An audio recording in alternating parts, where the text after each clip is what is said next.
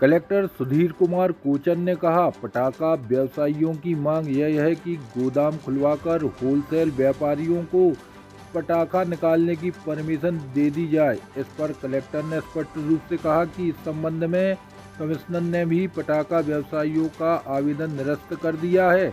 Collector कोचन ने कहा, यह जो पटाखे होते हैं यह विस्फोट नियंत्रक उनके पास विनिष्टीकरण के लिए कार्यवाही पूरी प्रचलन में है। ऐसी स्थिति में अनुमति हमारे स्तर से नहीं दी जा सकती, लेकिन एक पत्र जरूर भेज रहे हैं। इस संबंध में विस्फोट नियंत्रक को एक चिट्ठी लिख रहे हैं। यदि वहां से कोई मार्गदर्शन प्राप्त होता है तो उस संबंध में फिर नियमानुसार आगे कार्रवाई की जाएगी।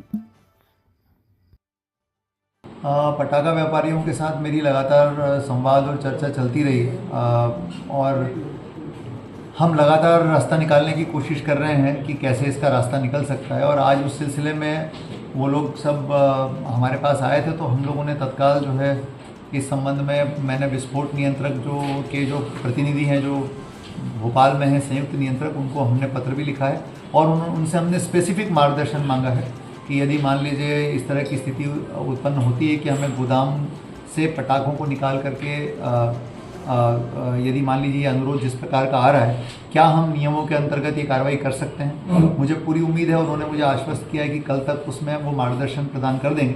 तो यदि मान लीजिए उसमें जो मार्गदर्शन आता है उसके अनुसार हम पूरी नियम सम्मत कार्रवाई करेंगे।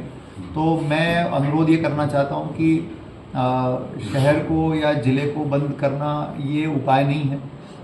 संवाद के ज़रिए और लगातार हम करस्पॉन्डेंस के ज़रिए हम प्रयास कर रहे हैं कि कोई रास्ता निकल आए, और यदि नियमों के अंतर्गत यदि कोई रास्ता निकल सकता है तो हमें खुशी होगी कि हम उसका रास्ता निकालें।